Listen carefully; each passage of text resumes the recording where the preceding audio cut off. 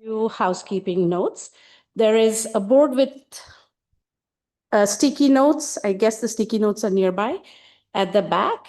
And we encourage everyone to leave their suggestions on how you think the alumni can be better engaged. I also request everyone to keep their phones on silent mode. So if you can take maybe 5 seconds to do that.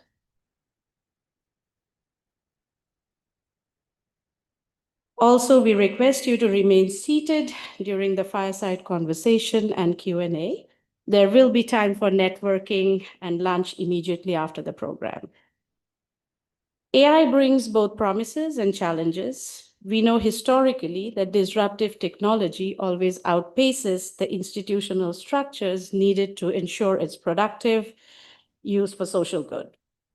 Today's gathering is a part of a greater moment. This event aligns with the AI Impact Summit being hosted next month, which brings together governments, institutions, and practitioners to reflect how AI can be developed and governed responsibly, especially in contexts where the stakes for equity, access, and inclusion are the highest. For the Global South, AI is not only about innovation, it is about leadership, restraint, and purpose. IFMR since 1970 has been an important voice in this conversation. Today's discussions are anchored in that spirit. To get things started, I invite Lakshmi Narayanan, Chancellor of Kriya University, to share his remarks, and I invite him to the podium.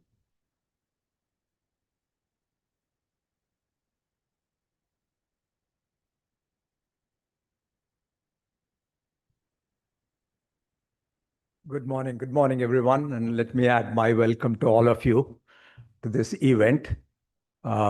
It's a slight change in schedule as we wait for Mr. Krishnan to join us. I'm going to spend about 5, maximum 10 minutes on something that I prepared for this event based on the discussion that Mr. Mukund Padmanabhan has planned. This presentation wouldn't find a place as part of the panel discussion. So I thought I would use this opportunity to present it and then get into the Q&A and the panel discussions. As they set up the presentation, I will have to give a 30-second introduction to Kriya University also. Kriya University is sponsored by IFMR. IFMR is a research institution sponsored about 7 or 8 years back.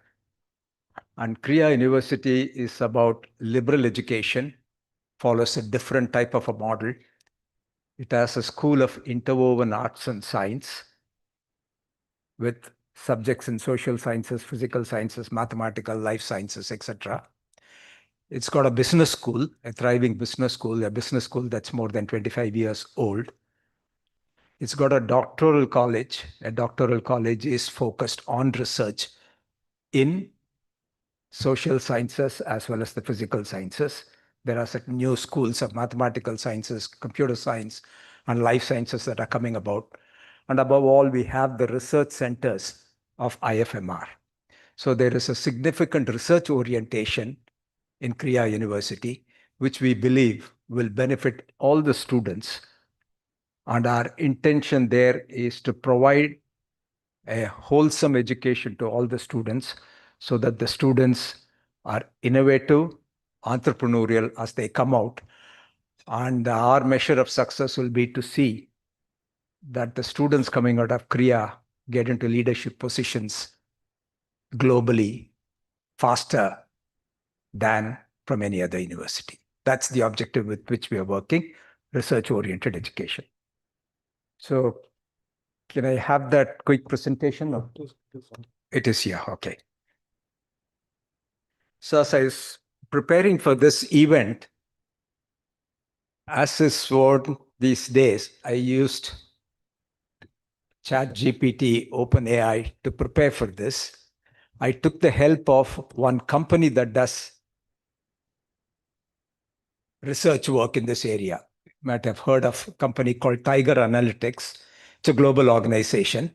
They're the ones who have done that. So I spoke with them and asked them some questions like, what is, if you want to build responsible AI, people need to understand what is irresponsible AI. And that's how we started. There are about 10 or 11 flights, and I think Mr. Krishnan is on his way. So I will do that very, very quickly. AI failures are, I'll allow some time for all of you to just read the slides. They are quite self-explanatory. The takeaways are towards the end. There are one or two important. So this is analyzed about 60 major incidents. Some of them are, I wouldn't agree that they are actually AI related. For example, the UK post office scandal or the Dutch welfare scandal, etc. Those are they predate AI implementation, but then they use some form of AI also. Irresponsibility is a systemic pattern across all domains. It's not as though it's found only in financial systems or healthcare systems or social systems. It's across the board. This is an important slide. Harm scales with delegated authority, not model sophistication. If you look at the AI usage and categorize it on the y-axis, as you see, autonomous and reality creating systems, where you completely empower AI systems to take decisions and execute them. And the next level will be decision support systems, which help human beings take decisions. And at the lower end is assistive systems. They give you some expertise, knowledge, research output, using which you create some new content or innovate. That's on the y-axis. X-axis is the harm that is caused by this. When you give complete authority and autonomy to AI systems, if you look at the top right quadrant, the three scandals, the three incidences that are portrayed there have caused the maximum damage. And of course, there is a fourth one, which is the story of character.ai, where there are something like 4 or 5 teens that character.ai has led to committing suicide. There are a lot of cases that are going on as far as that's concerned. Character.ai will fit in right up there because that's completely autonomous. Decision support systems, there are various things that many of you are used to using, and a lot of it you will find as part of the case studies. And that will be discussed today, and that's also something that will be used, that will be released as part of the compendium today. Assistive systems is something that we all use on a day-to-day basis. So the clear message here is the more authority you give to AI without guardrails, without proactive regulation, the greater is going to be the damage. Economic harm is an early warning signal. Just let you read this. It's financial damage is the first thing that most people notice. There are 8 root causes that appear nearly in every failure. If you look at all this presentation has looked at the 60 high-profile failures. They all fall into one or more of these 8 buckets. So what do we do with them? We have the data. So how can we help executives take responsible decision? Irresponsible AI is a leadership risk, not a technical edge case. To rein in technology, to create responsible AI systems is going to be far more difficult than responsible use of AI. Responsible use of AI is under our control, and it is believed that technology will go to a point where to rein in the development is going to be challenging. So that's one of the important points here.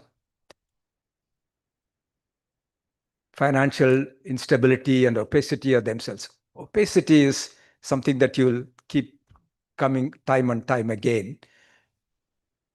It's about how transparent are the AI systems in explaining why they've taken a decision the way they have taken it. Okay, that level of transparency which is available in human systems, where every decision that we take at any point in time based on either data or evidence is very clearly explainable, transparent. That level of transparency at this stage is not available in AI systems. So that's one of the important characteristics that we need to build. Because the most often the answer is, how does the AI system do this? How does ChatGPT produce this result?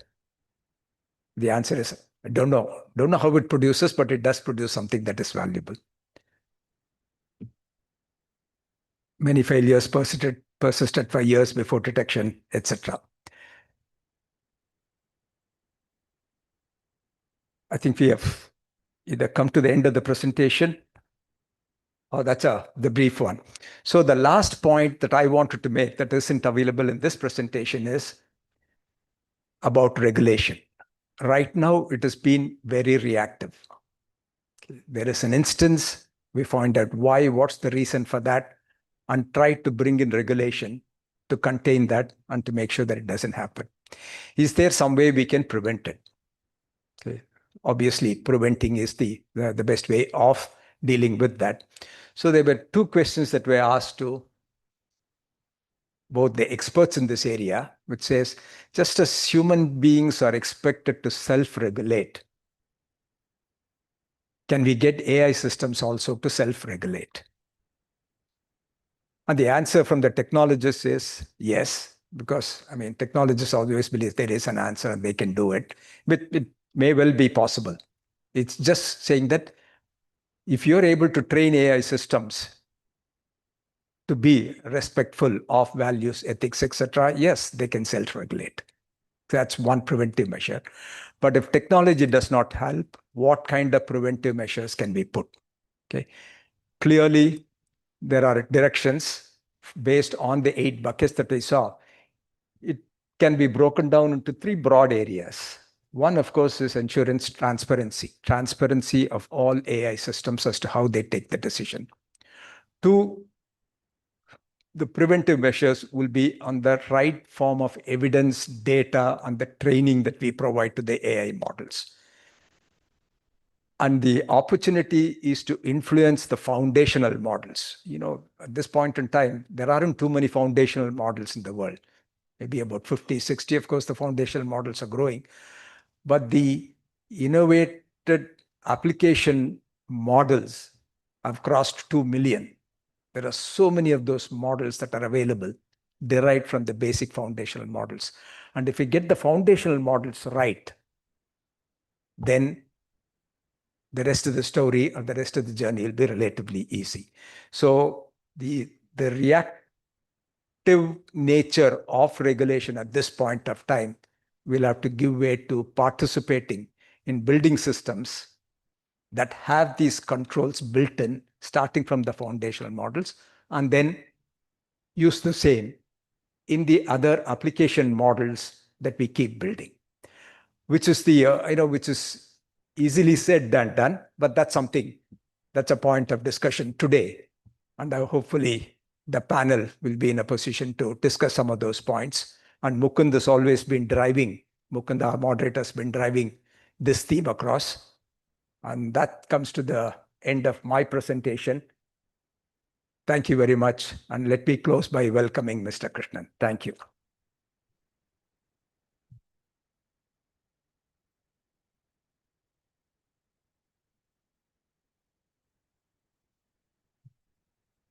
Thank you, Chancellor, for your insightful presentation. With that, it's my pleasure to invite Kapil Vishwanathan, President of IFMR and member of the Governing Council of Kriya University, to deliver the opening remarks and formally introduce the IFMR Centres Alumni Network.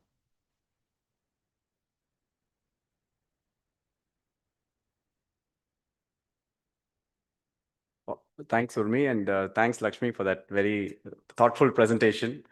I'll keep this very quick since we are running a little short on time. First of all, good morning and welcome, everyone. It's really great to have this group here. IFMR, as most of you are well aware, is a 55-year-old not-for-profit society based in Chennai.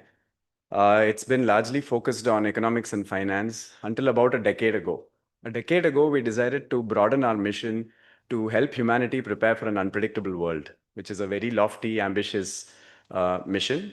And by this, we mean trying to understand and solve for the challenges of the world of 10, 20, 30 years from now through research and education. In pursuit of this mission in the last 10 years, we have established Kriya University, as well as we've started 7 new centers in the last 10 years. And these centers are challenge-based centers which are focused on the grand challenges facing humanity today with a view to understand and solve for these in the coming years. Systemic change is really what we go for. No sooner than we committed to this mission did the world decide to become more unpredictable. So in the last decade, we've seen COVID, we've seen geopolitical shifts, and now we see AI.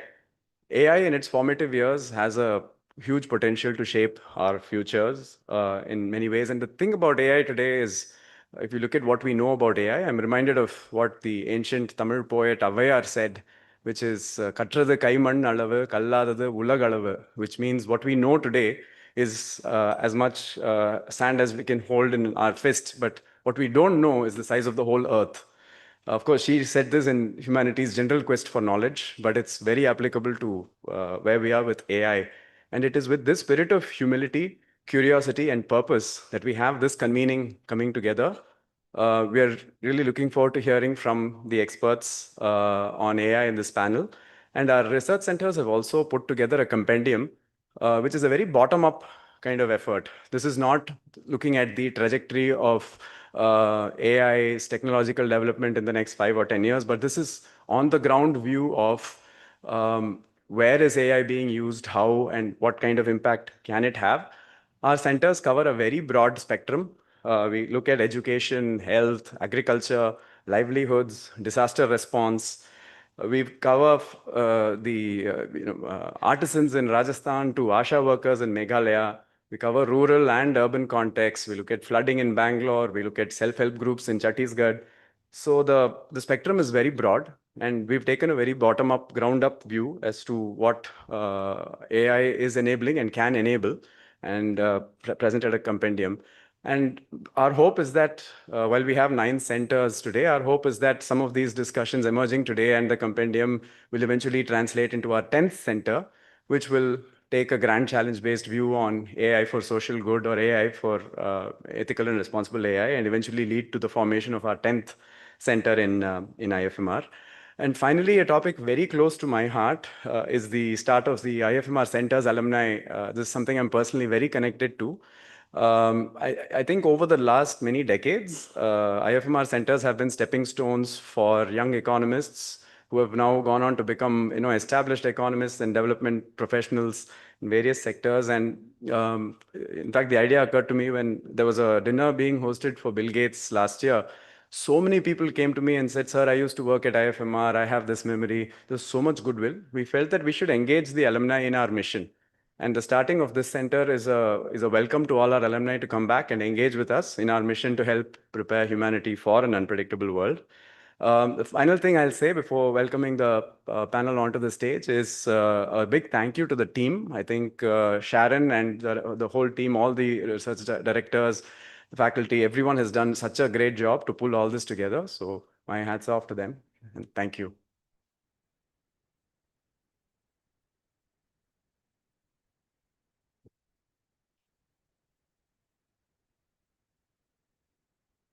Thank you, Kapil, for setting the context. We now move to a key moment this morning, the unveiling of the compendium, Building AI for Public Good.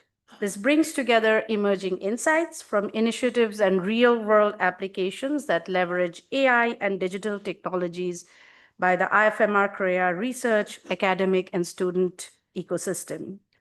May I invite to the stage Chancellor of Korea University, Sri Lakshmi Narayanan, Honorable Secretary, Ministry of Electronics and Information Technology, Government of India, Sri S. Krishnan, Distinguished Fellow Niti Aayog and Chief Architect of Niti Frontier Tech Hub, Ms. Debjani Ghosh, to jointly unveil the, Executive Director Lead at Korea University, Ms. Sharon Botu, to jointly unveil the compendium. Request if you can please come to the stage, and for someone to hand out the compendiums while we take a photograph.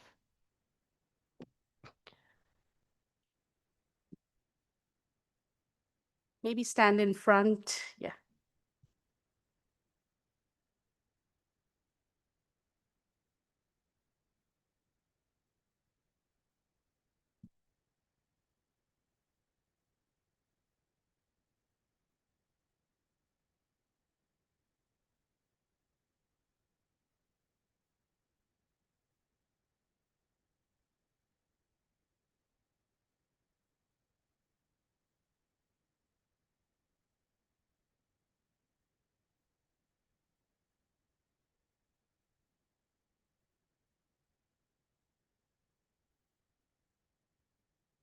Thank you. I now request our moderator, Professor Mukund Padmanabhan, for the fireside chat to join us on stage as we transition directly into the fireside conversation.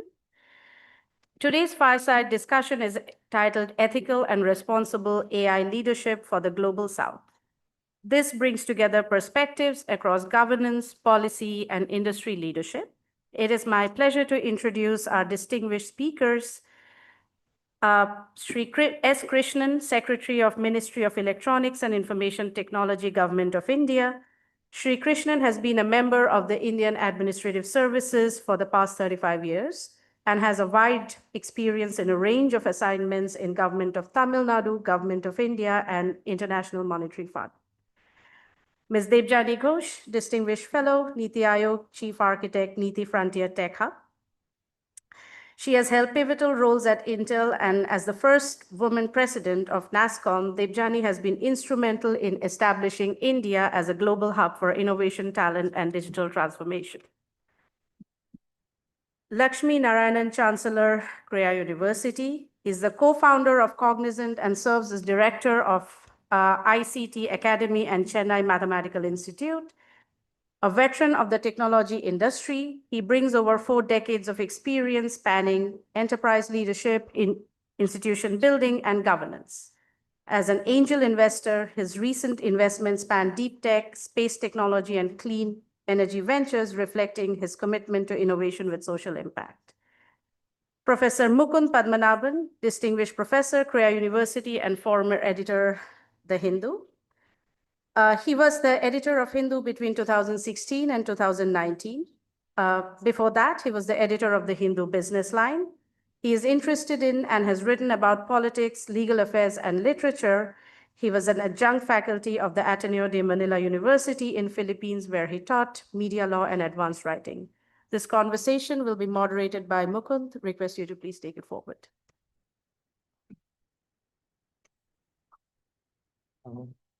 Thank you very much and good morning.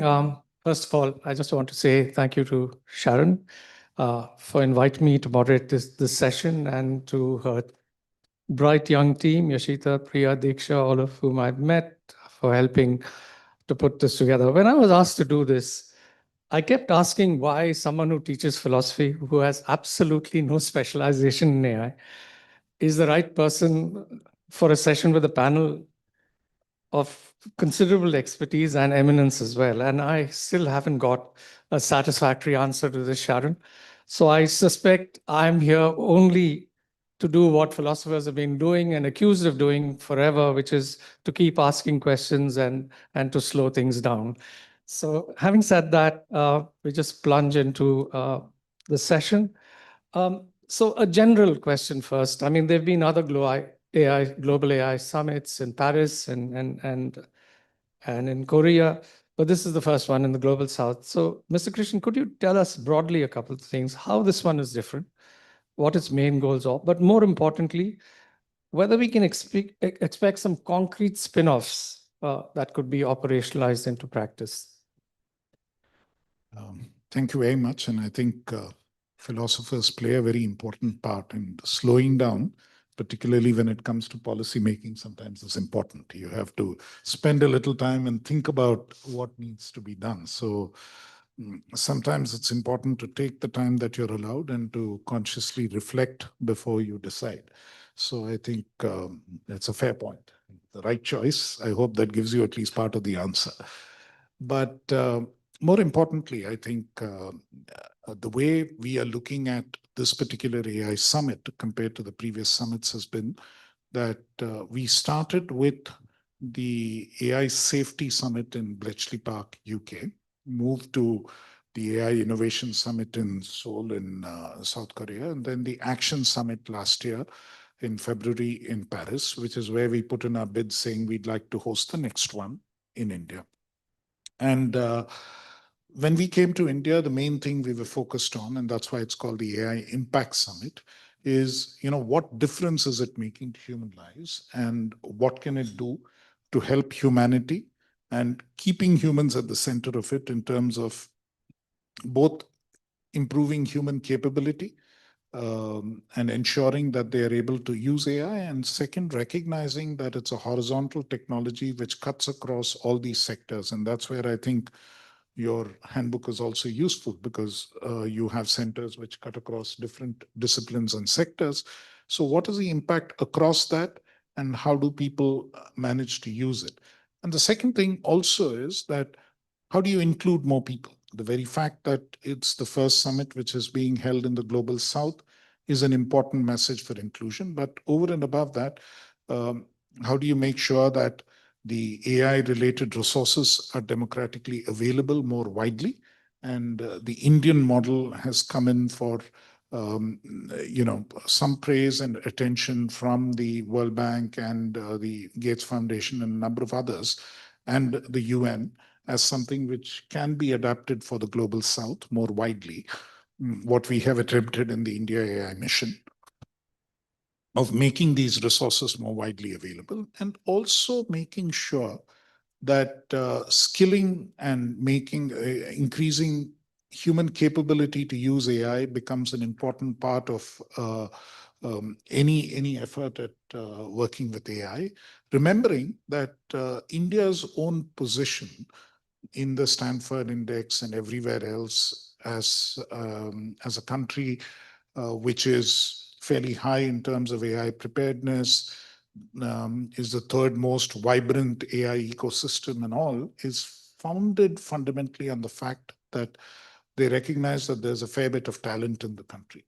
That is a factor where we rate most highly. So I think the inclusion element and making sure that it works for everyone in society, these are some of the broad themes which we are trying to address in the AI Summit. The other most important thing that we are trying to address is a positive outlook on AI. Which is why the impact element. We are not starting with a defensive mindset saying that, we have to protect ourselves against AI, safety first. That's not the approach. The approach fundamentally is, let's see how we can make this work. I think the one thing that we recognize within the government very clearly is that if you have a goal of making India a developed nation in a couple of decades' time, which is what Viksit Bharat 2047 is all about, the only way you'll get there is by leveraging technology, and today's technology which requires to be leveraged is AI. And therefore, look at this as a positive opportunity which you can work on and move forward, and try and use it as much as you can to innovate and go forward. Try and use it as much as you can to make it have an impact in terms of use cases and applications, which is where it really makes a difference. So how big a model you have, how much compute you have, may not make as much of a difference as how you're able to leverage it and use it to make impact in the field. And that's where literally the rubber hits the road, and that's the focus. So I think these are the broad themes we want to focus on, number one. Number two, we want to bring together, and hopefully a declaration will be an important outcome of this, and a detailed documentation will be an important outcome of this on each of the 7 working groups which are working on these themes broadly. And the last and most important is the kind of applications we are able to showcase, the use cases we are able to showcase. 3 of the key initiatives that we are doing before the summit are basically various kinds of challenges where there's AI for all, there is UI AI, and there is AI for her, which is 3 specific challenges which are directed at addressing AI-based solutions for specific issues that different groups face. And Also, that the participation by a large number of Indian companies, startups, both Indian and overseas, is fundamentally oriented towards what are the kind of applications we can actually present. Where has AI made a difference? So I think those and making sure that that theme is pushed forward is the main goal of what we are attempting to do. So I'm just going to follow this up for you, Mr. Tejani. I mean, to the second part of the question, what do you hope for in terms of sort of concrete spin-offs that would be operationalized into practice? I mean, we know that there will be declarations and statements of intent, but I'm sure there'll be more that the summit offers. So could you just point to one or two areas that sort of you especially looking forward to? Yeah, I think, Mr. Krishnan said it, and it also came out very strongly if you've been following the discussions at Davos.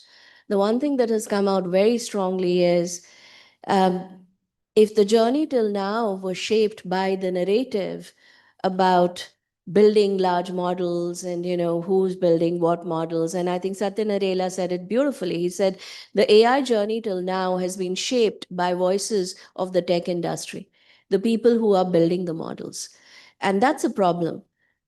In order for it to be sustainable, it has to be shaped by the voices of the companies that are going to be using this to create impact. So while the journey till now, and rightfully so, has been shaped about the infrastructure and the development of the infrastructure, I think this is a fundamentally strategic, what you would call a strategic inflection in AI, where you're going to shift from that narrative to impact, and is impact becoming the sort of the new benchmark for success of AI. And I think the most important thing to me about the summit, the timing, and the country that is hosting it is India is going to play a very key role in driving this shift, or rather in leading this shift.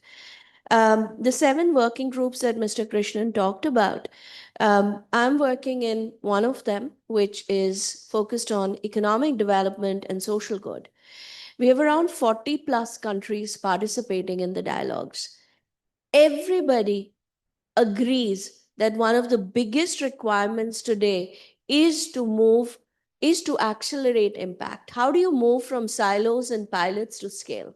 Because when you look, when you talk to all 40 countries, there's amazing amount of good work happening, but it's all happening in silos. It's all happening in pilots. So what are those pathways that can be created to drive impact at scale? How can countries replicate success? And that's a very key outcome that this working group is focused on, is creating those commons that will help countries replicate success.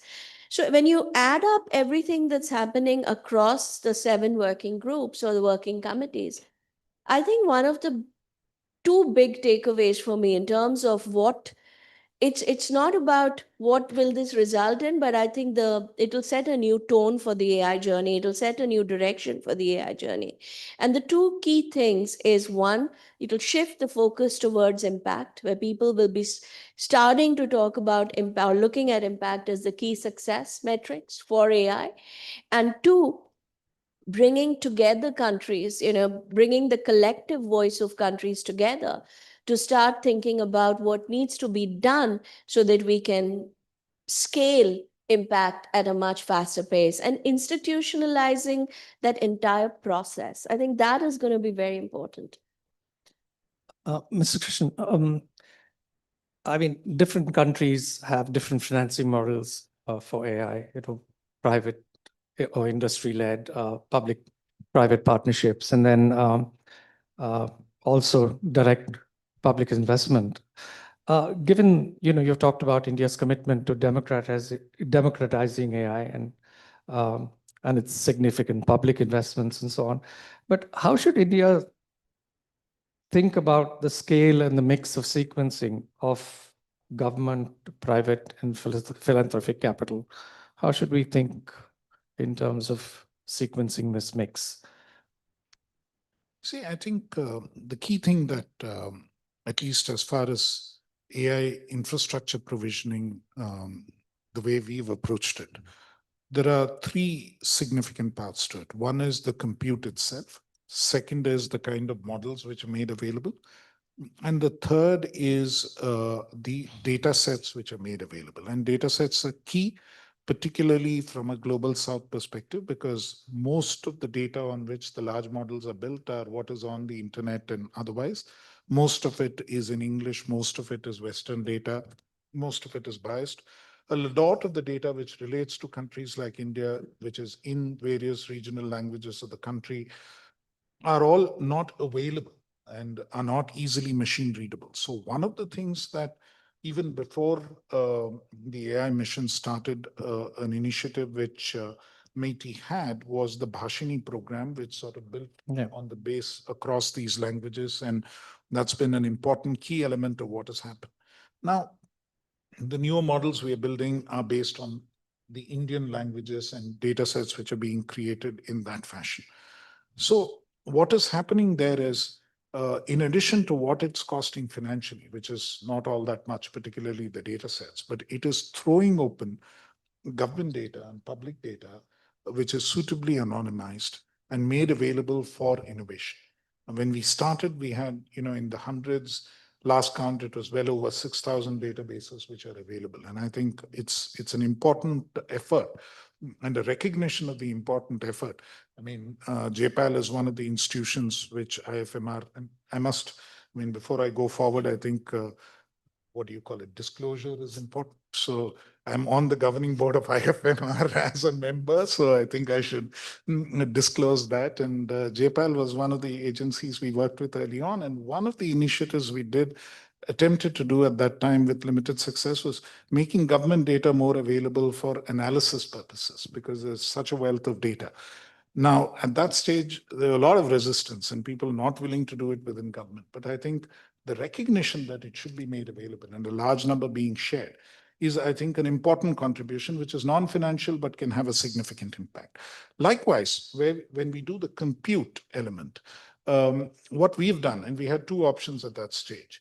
In the AI mission, which had an outlay of about 10,400 crore, the largest chunk was intended for the compute facility.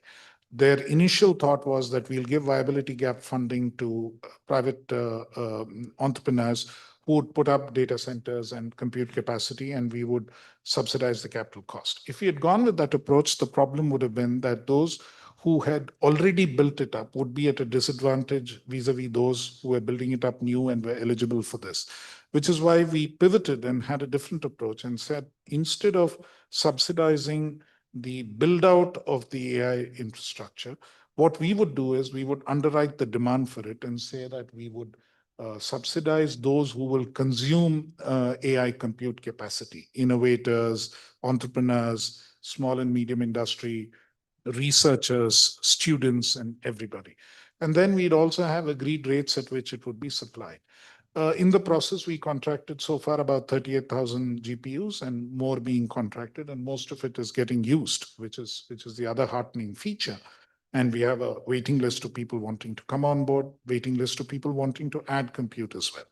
So what that's also done is that it's brought down the price at which private suppliers are providing compute.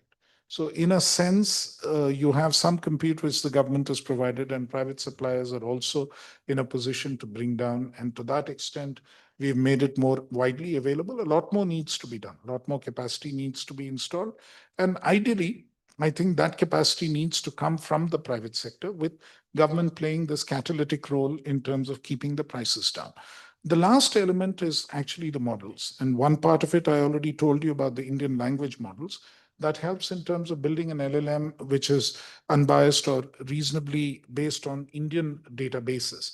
But more importantly, what really works in a country like India or for any specific sector is smaller models which are specific to what that sector needs. So you don't have to spend so much money.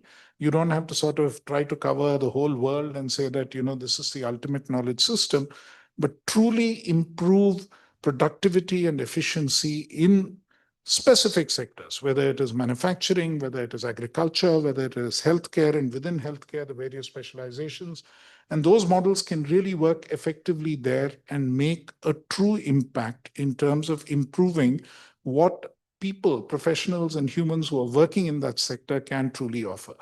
And I think it's nobody's case that in a country like India, we already have the kind of services or of the quality that we want. There's a lot more which can be done. We are understaffed in most of the significant segments.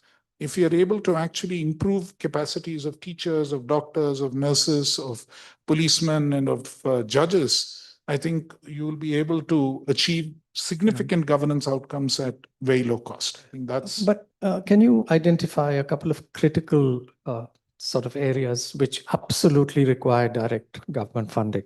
I mean, this is to have an impact in cases that are not commercially viable, but are sort of critical for inclusion and for public value. I mean, are there anything that comes foremost to your mind in this area?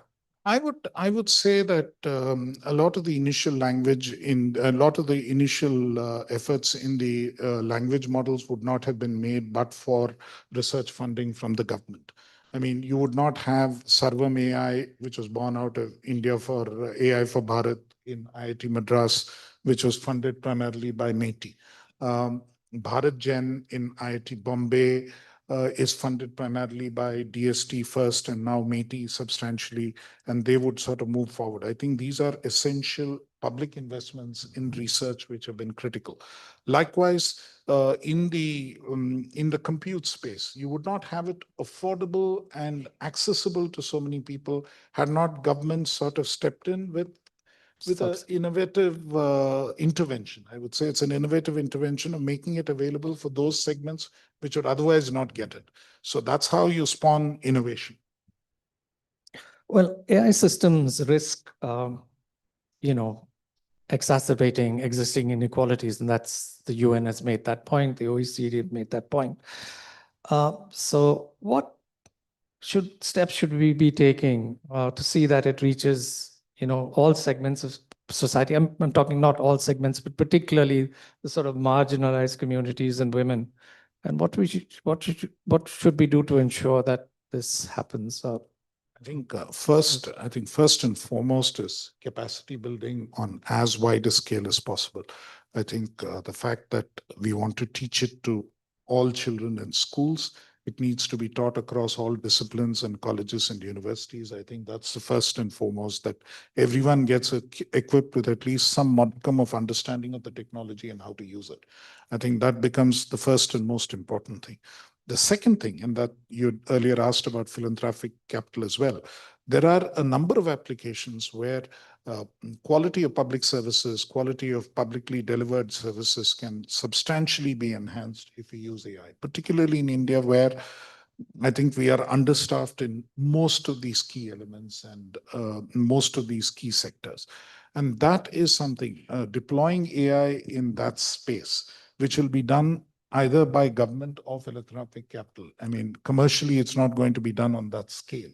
Now, that's where I think we can achieve a lot of impact. And that's where I think the inclusion element also comes in, that the quality of services you can deliver to people. For instance, one of the issues, it's like screening for various diseases and teaching at multiple levels in a classroom.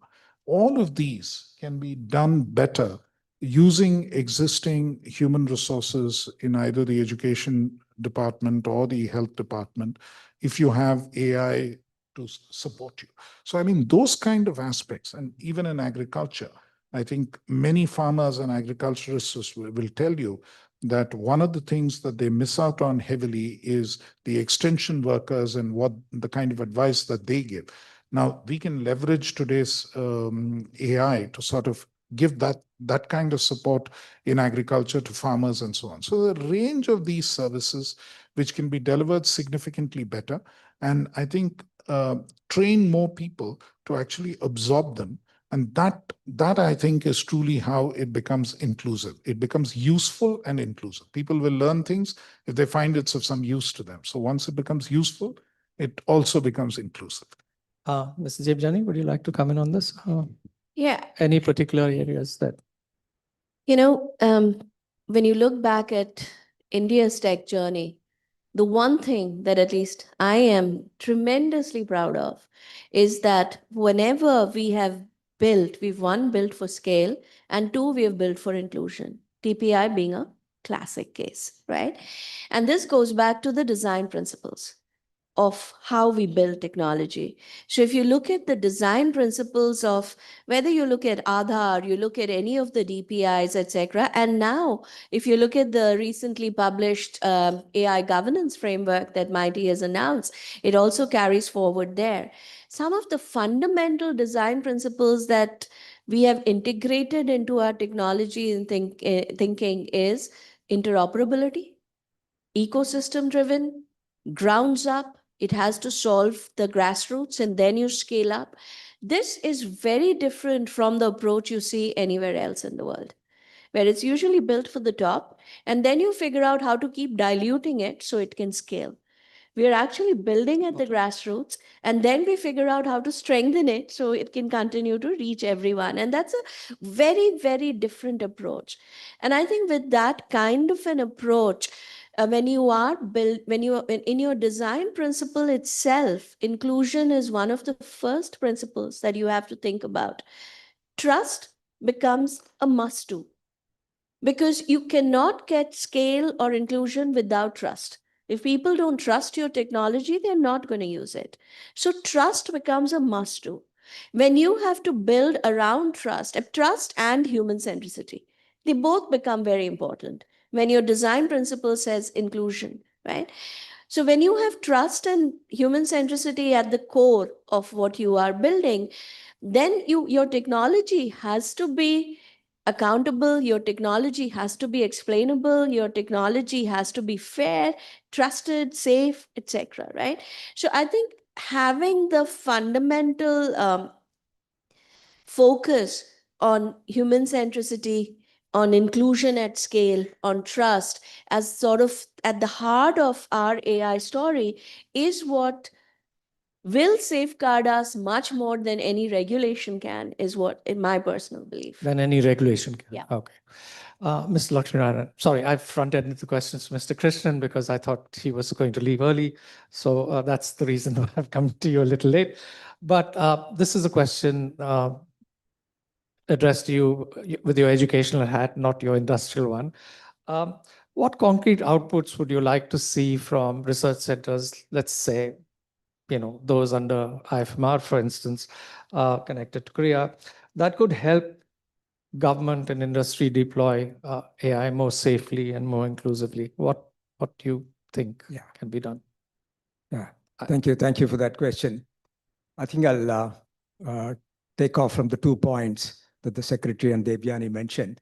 One is the ground-up model, which is we want to put the power of technology in the hands of ordinary people, which is what we have done with DPI, the payment systems, etc., which is something that we can do in the area of AI as well. So that, I believe, is the right approach. Do we have sufficient computing power for that? Absolutely. There is sufficient computing power. See, the whole model is also changing. If you look at what OpenAI or ChatGPT is doing, they use premium computing only for the learning and the prediction bit, but they do not use premium computing power for answering our questions. That's something that is done on ordinary computing power, which power can shift very easily to handheld devices.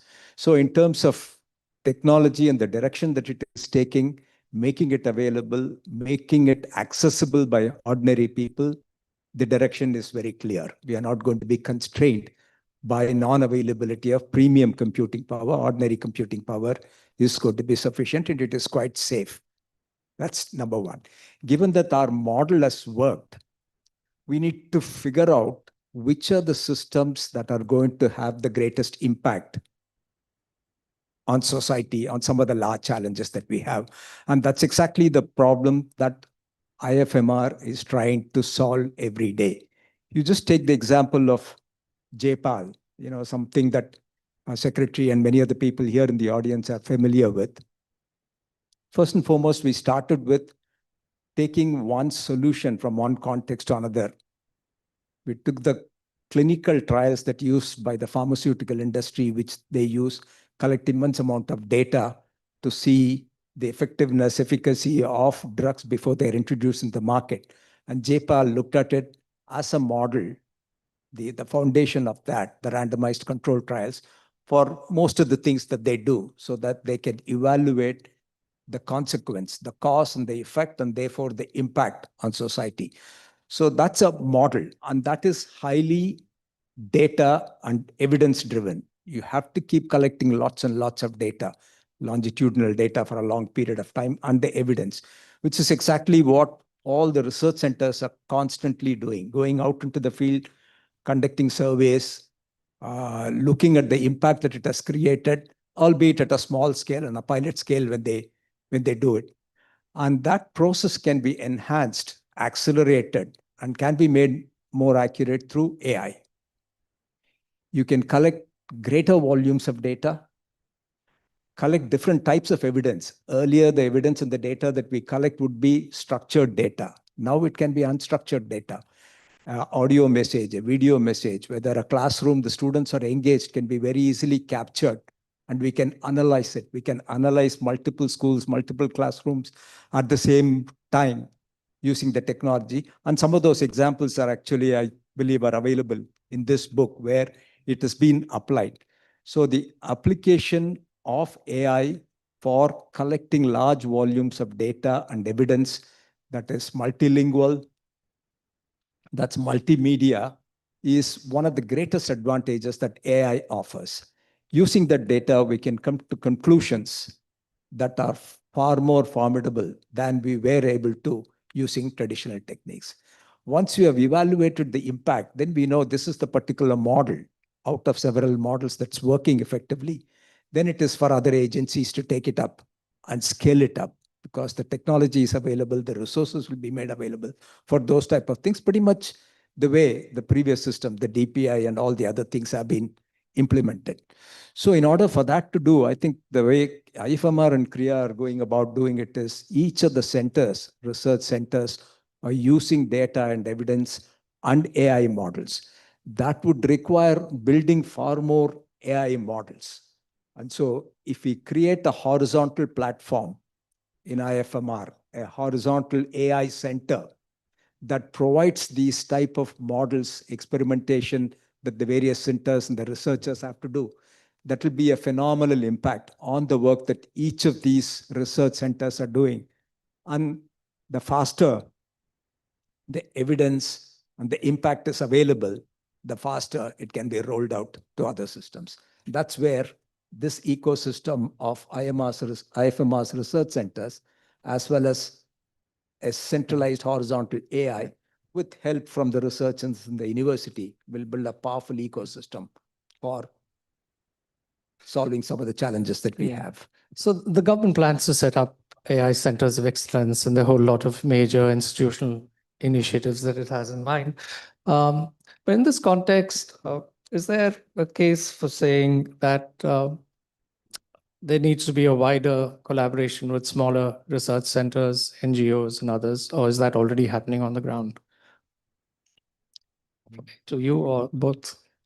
Both of you. I think, the government is today, we are trying to reach out to as many people with whom we can work with.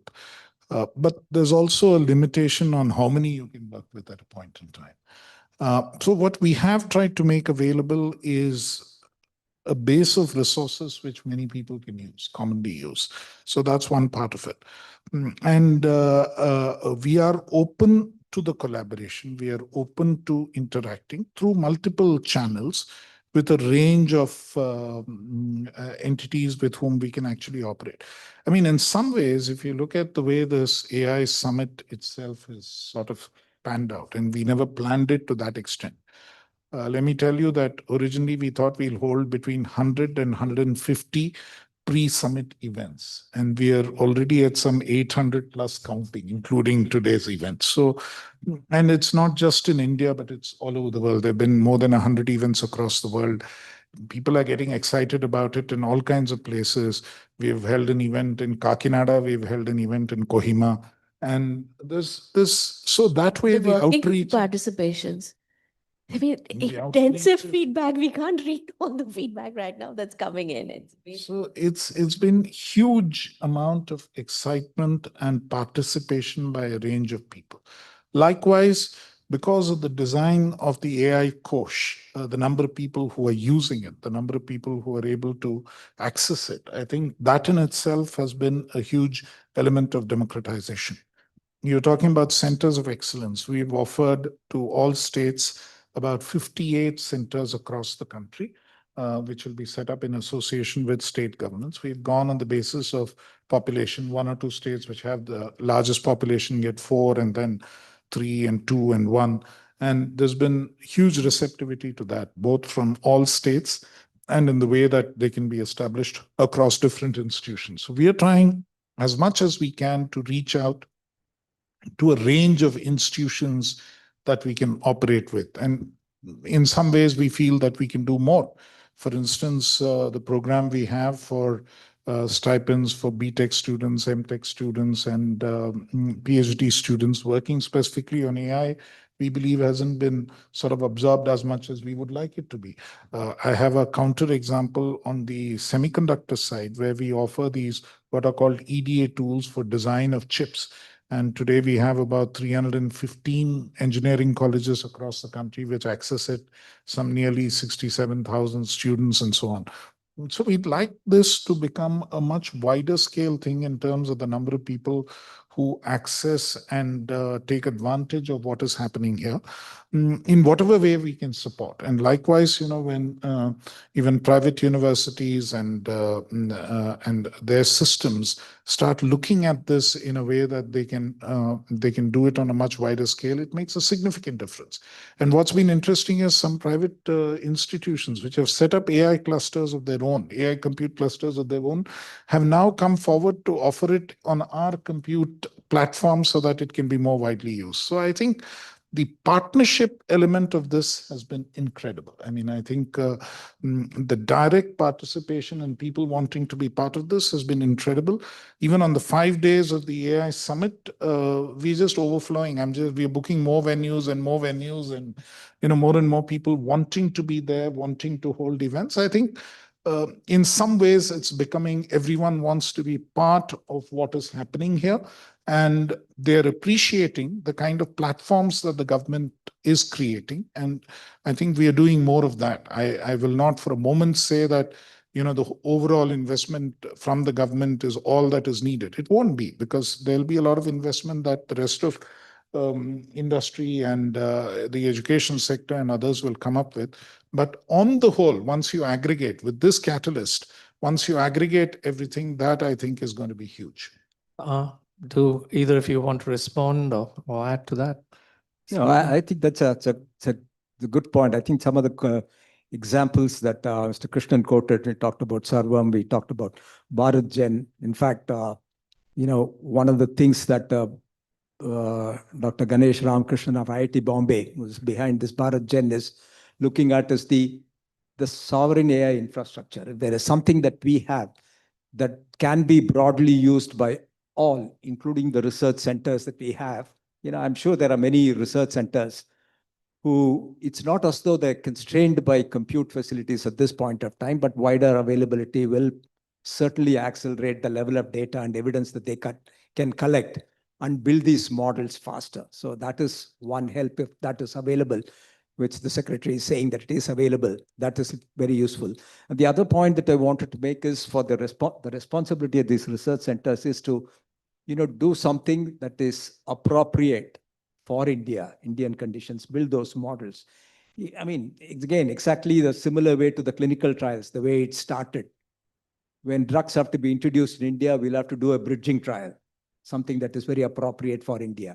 So there are plenty of overseas models that are available, but we have to adopt them for India. And the responsibility of the research centers is to find out how it can be used, what is the impact, and once they're confident that this works, take it up to whichever agency, perhaps government, because only government can execute some of these at population scale, and demonstrate to them, on a pilot basis, this is how it has worked. Now we leave it with you and work with you in order to scale it up. That's a model that, literally there are hundreds of research centers who can take up specific areas and scale it up for India, because we require thousands of models to work in this country, multilingually, multimodal manner. Okay. You mentioned Bhashini more than once, and just beyond the adoption numbers, which truly are quite impressive, do we have sort of actual evidence on downstream outcomes that actually convince you, or is it too early, about its impact in rural, remote areas, enhancing service delivery and so on? And, are there any bottlenecks in translating this vision into on-the-ground outcomes when it comes to the Bhashini app? See, I think these models keep getting better and better in terms of how they use language. They're being used in real time to translate speeches from one language to another and so on. We've used it even for the Prime Minister's speeches. So it works, and it's moving forward. Where it works, for instance, as part of the agri stack, the interface with farmers, that's where it's being used fairly extensively. Similarly, in healthcare and certain applications, it's being used fairly extensively to converse between doctors and patients in terms of what is required. So those kind of applications, it's being fairly extensively used, and it's constantly improving. There are opportunities to keep improving this. Some of the foundation models that we have supported, two of them actually, deal with the intonation of speech, so that when the translation takes place, you capture the correct intonation also from what the original is. Very often it's just a bland translation, so it sounds very mechanical. But when you're able to capture emotions, then that has a completely different impact and especially in Indian languages, I think that becomes critical. So these kind of applications and the ways in which this is being done opens up remarkable possibilities. There is one issue, for instance, there are studies which show that the biggest issue that the elderly are facing today is loneliness.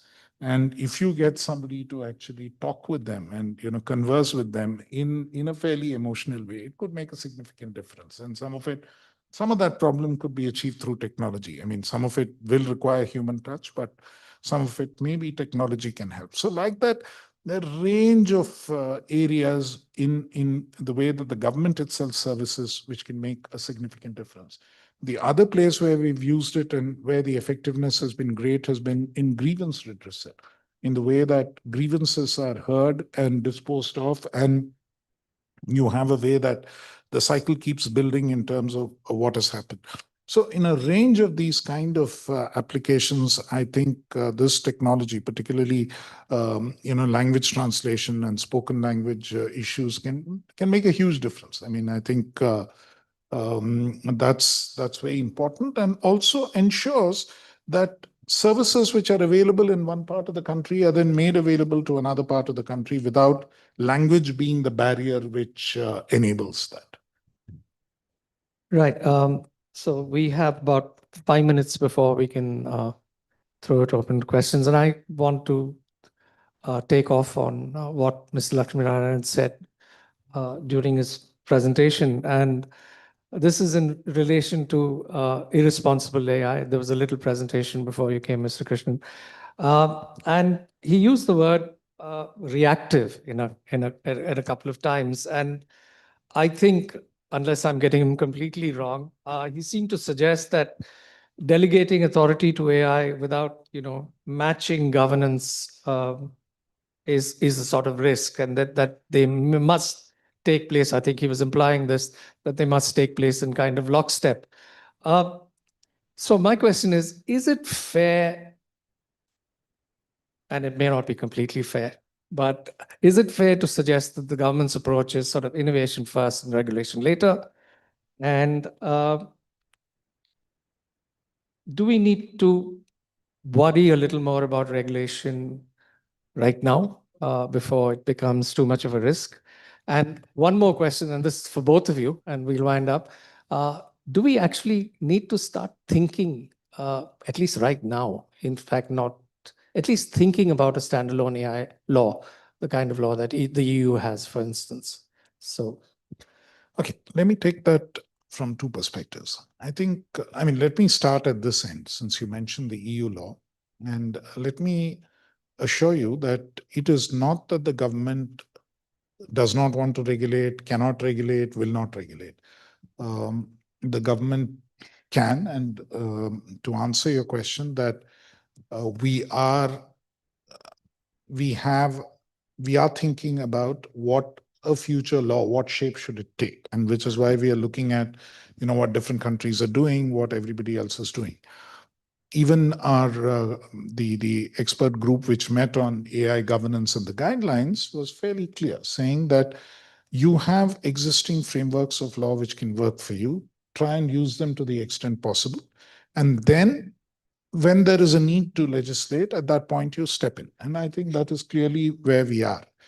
And I'll tell you what distinguishes, say, the European position from the Indian position, and the Indian position from even the American position. Europe, we've had these discussions with them saying, why are you in such a hurry to legislate on something like this? And honestly, they've legislated, but they've not given effect to that law yet. I mean, the law is there, but they're still, moving slowly towards giving effect to it. The answer was very frank and clear. He says that, look, we are of 27 nation states.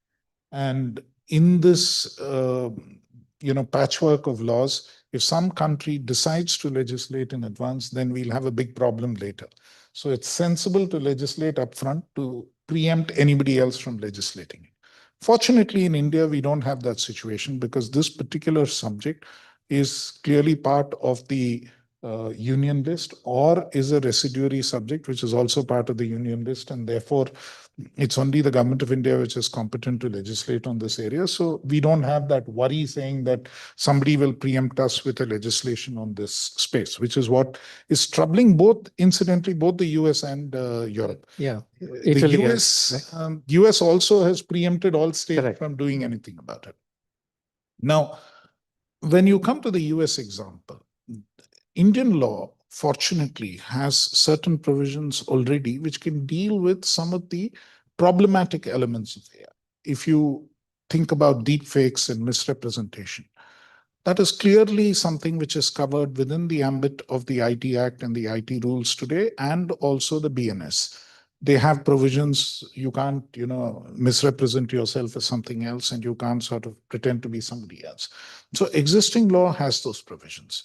Second thing, with regard to, I know I'm speaking to a media personality, so I don't know how you think. Ex-media. Ex-media personality. But see, the important thing is, say 3-4 years ago, and when I joined MeitY itself, one of the first things my son asked me is, "You're joining MeitY?" That's where they shut down all this social media stuff. So that is the way they felt about it. But today, I can honestly tell you that the thinking itself, even amongst the set of people I regularly meet and interact with, I think the view has turned around, that some degree of authority or power to ensure that you keep out the bad stuff is important. And the IT regulations and rules which came into effect, and this is something which is often not publicized.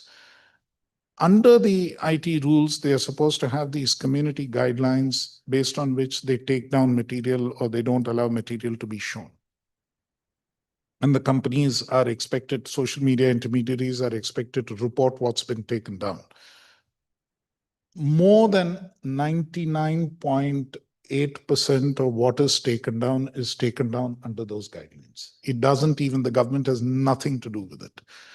The government actually gets in under either Section 69A of the IT Act or under Section 79 of the IT Act in only 0.2% of the cases. And the number of cases have actually come down in the last 3 years, where we actually specifically intervene and say, please take this particular thing down. And with the previous administration, one of the representatives of the Federal Communications Commission, FCC, in the US, which has this role, came and met me once. So he said, we've studied your IT Act. You guys are really lucky you have some powers with the executive on this.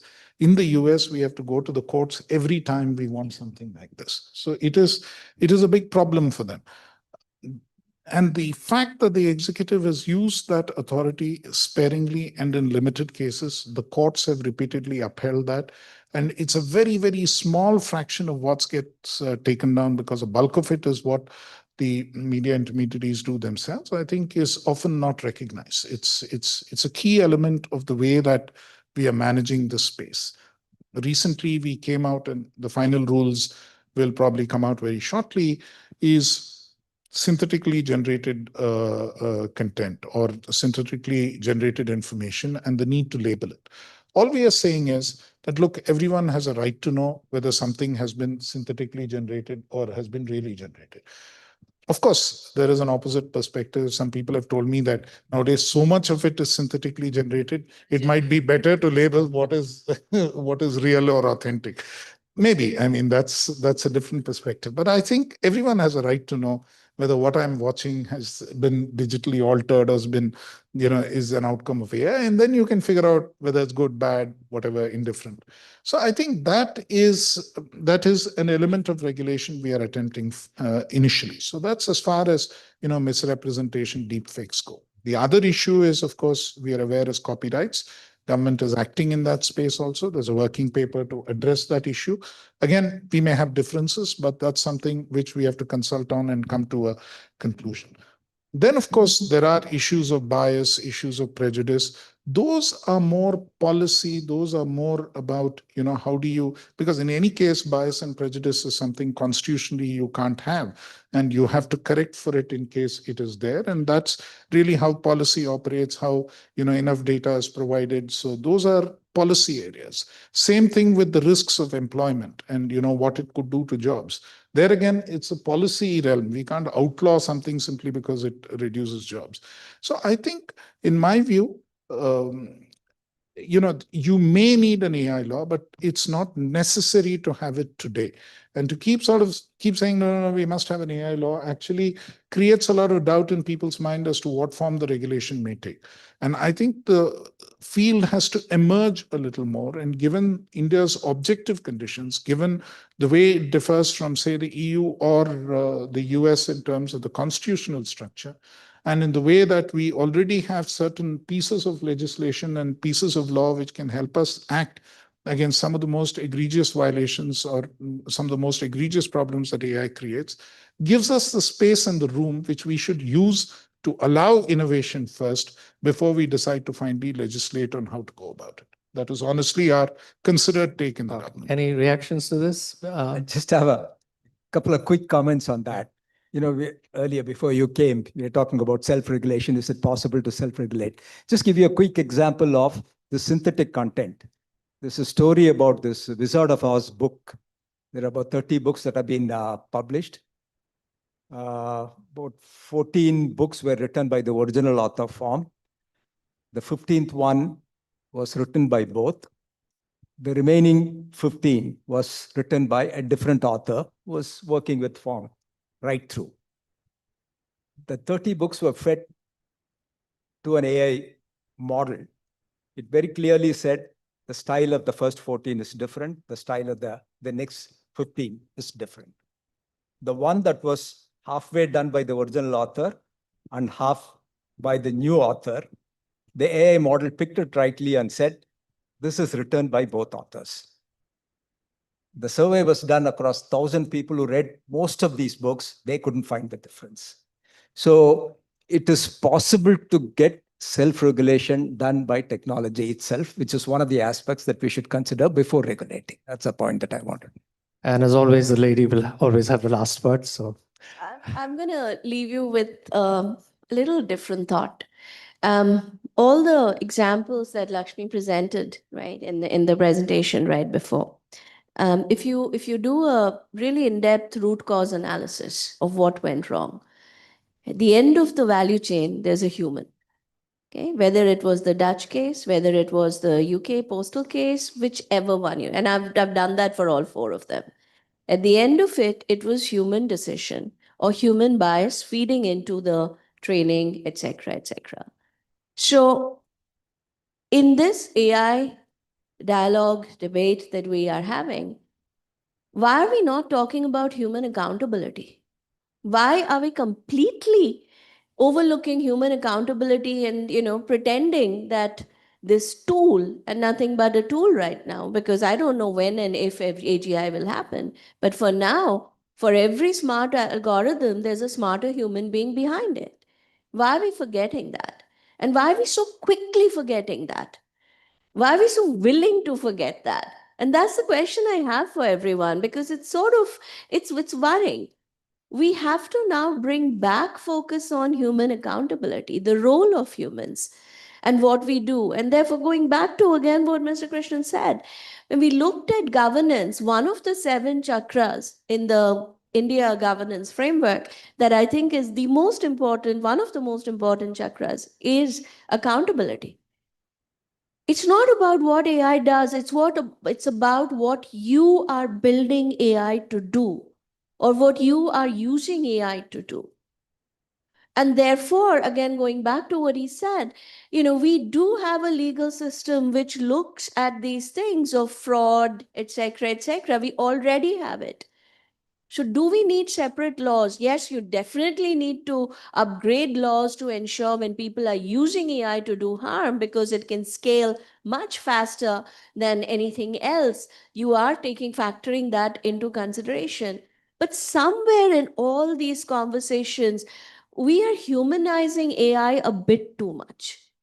And that's my biggest worry. And we are therefore completely and very conveniently forgetting that there is a human at the end of the value food chain or value chain that needs to hold accountability, and the decision-making power still lies with them as yet, right? So I think that's something I just want to leave all of us with to think about. Okay, so on that strong and powerful and forthright note, we're just going to open it up for audience questions. So if anyone has a question, please raise your hand and please address it to whoever on the panel you want it to. Gosh, complete silence in the room. Yes, go ahead, Prathamesh. You need a mic? Yeah. Thanks a lot for the very insightful session. So I think one of the questions I had was when we really talk about, let's say, something like AI safety, right? So, I mean, apart from just viewing it from the prism of regulation, do we also view it from the prism of innovation? Because, for instance, considerably, right? I mean, there was a classical AI which actually had certain guarantees in terms of soundness, which the post-machine learning era, we kind of lost because it becomes far more probabilistic. Now, of course, there have been global efforts in terms of verification to kind of try and bring these two technologies together to kind of make the machine learning AI more accountable, more trustworthy, more verifiable.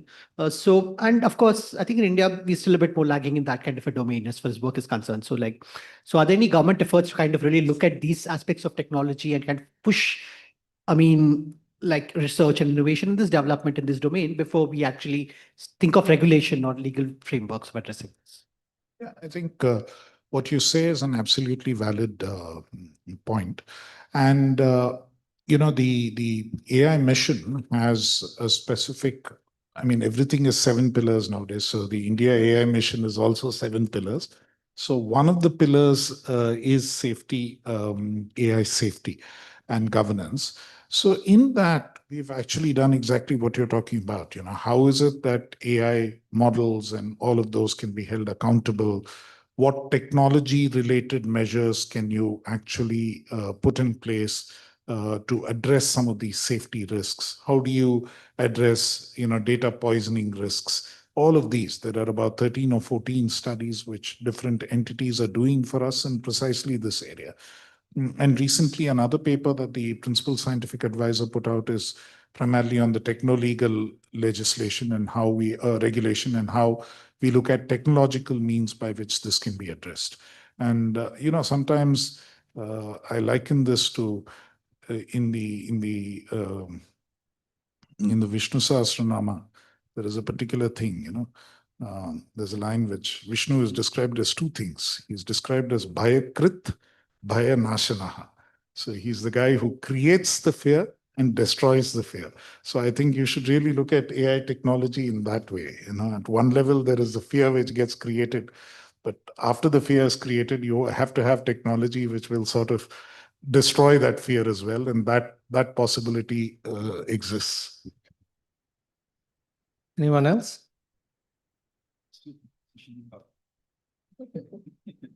Yes. Maybe just identify yourself, possible. I'm Shobhini Mukherjee. I'm with the Poverty Action Lab, JPAL. It's a more of a rhetorical question. I think Debjani, you ended with that statement. I'm very glad you brought up humans as well, because we've seen quite often that when in EdTech programs, for instance, when you completely substitute the teacher effort out of the classrooms, we've seen zero to negative effects on children. So the rhetorical question was, and if you had not brought up the human element, I would have actually asked, who carries the emotional burden when AI gets it wrong? Because that's a very important point to answer, but I'm happy to hear any observations on these.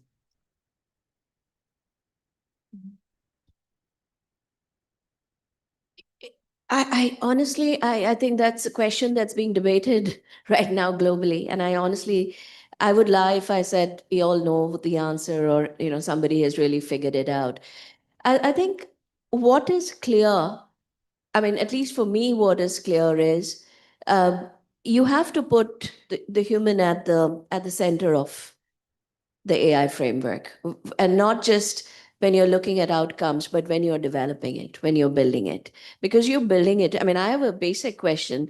Why are we investing so much in AGI, right? Especially when we say it's going to be bad for humans. So I have a very fundamental question.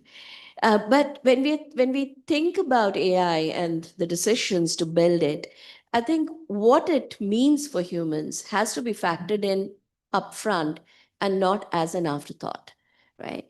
And again, the people who are factoring that in has to be humans. You can definitely use technology to help your decision making. I mean, all of us are doing that today.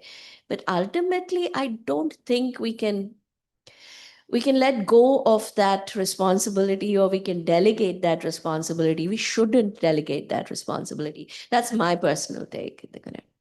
Just a quick point on there. I mean, just because we cannot prosecute an AI, we should not prosecute the human being who used the AI. I mean, there's one aspect that I'd like to, there is a human that you have to hold accountable. The whole question sometimes which we get faced with is, which human is that? Because what happens is, okay, there's an AI engine, or there's something which somebody has developed, and it's offered by a second entity. And there's also some degree of mischief or some degree of culpability on part of the person who is sort of the kind of query that you ask, or the kind of prompt that you give. So it gets a little distributed amongst these three levels, between, at least in the way that we look at it, when it does harm, when AI does harm. This is a concern that we often come up with.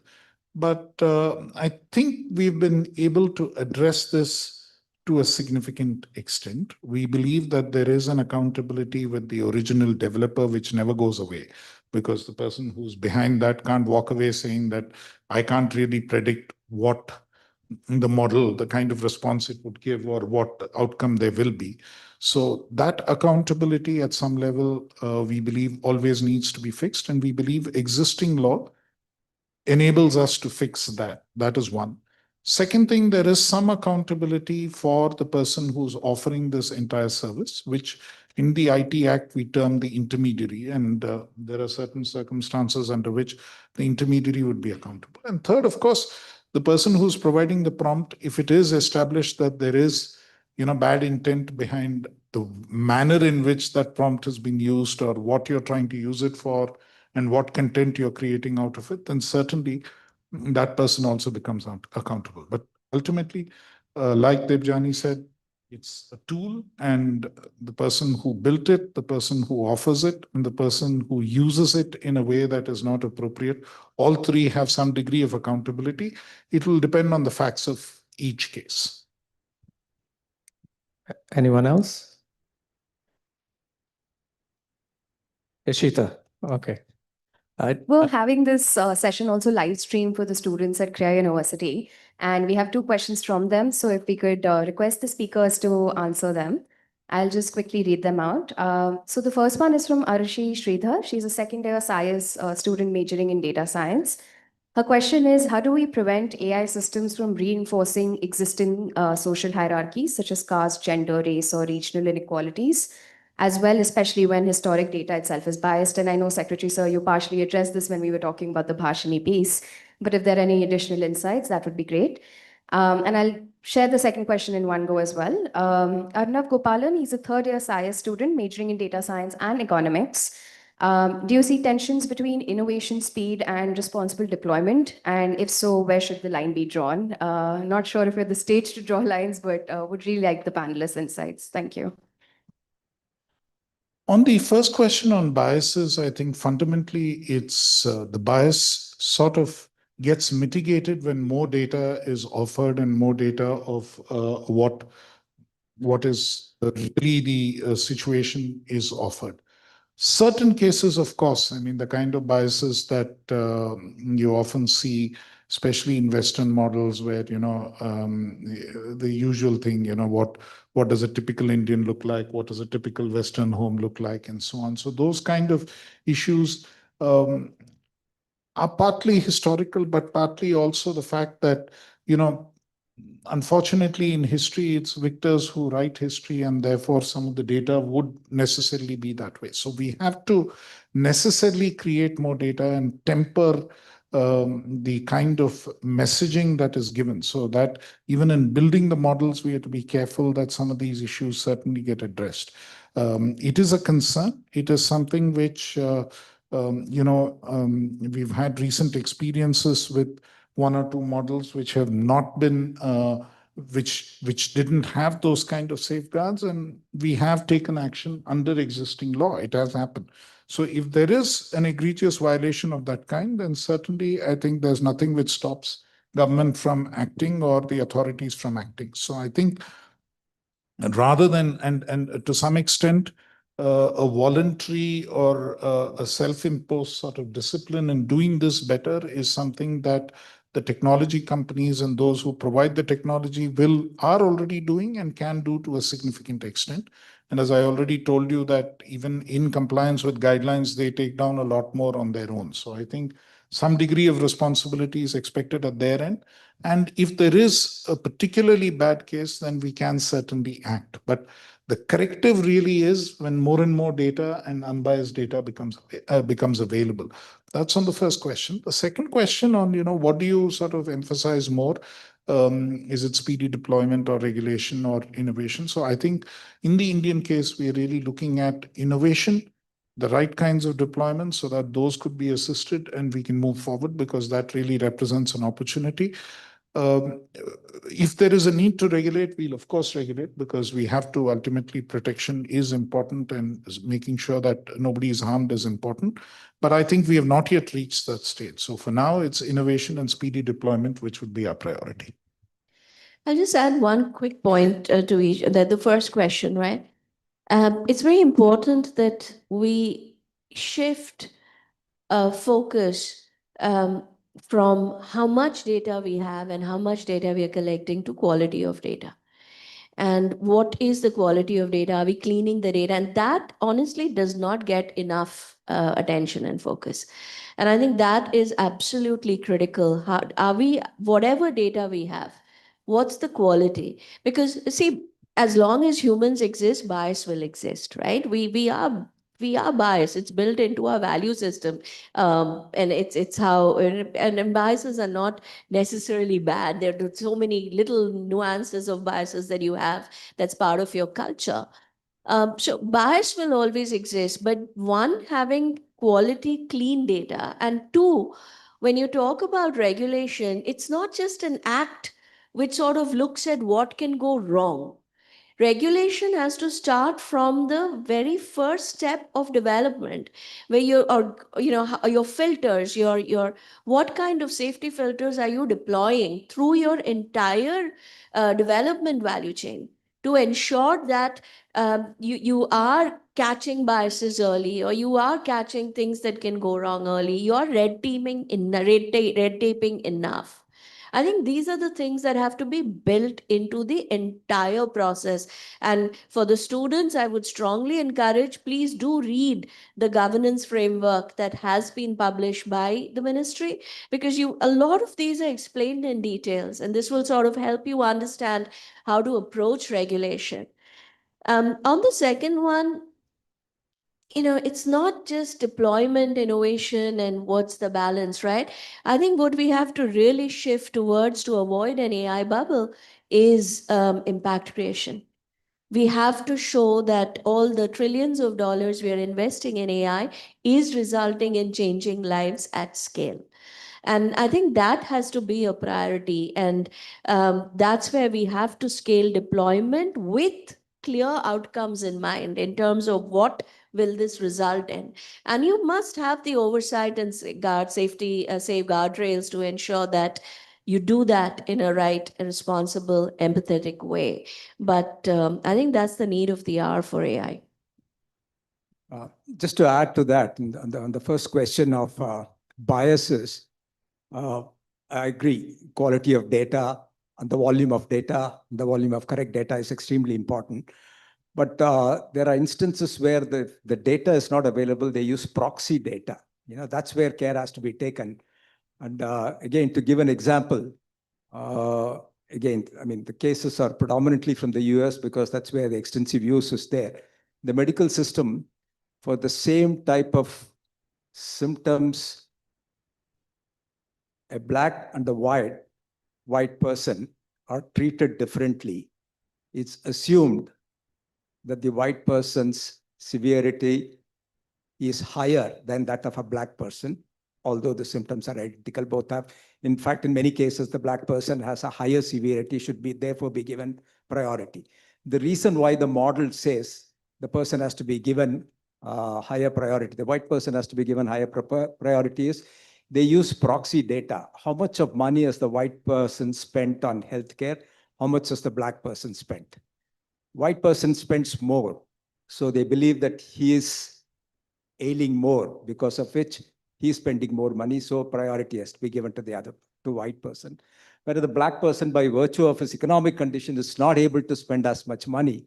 So the model believes that he's healthier than the white person. So the proxy, which accounts for something like 25% of data that is fed into these models, you've got to be extremely careful. If you don't have realistic data, it's better to have a subdued model than to have an inaccurate model that is built with biases.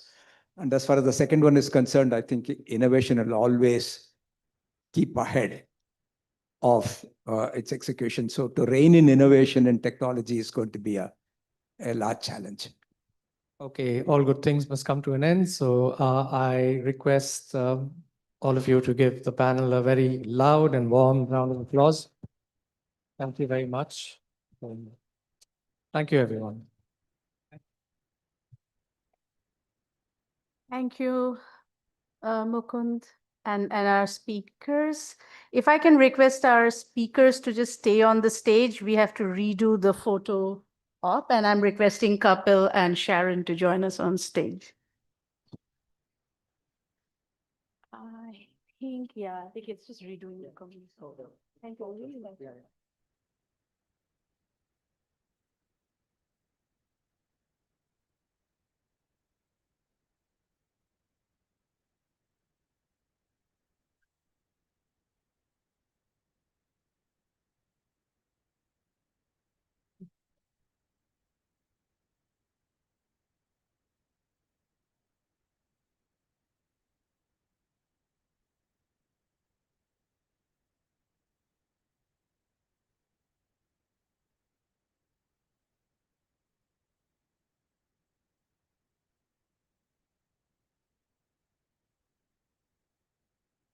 Thank you to our speakers.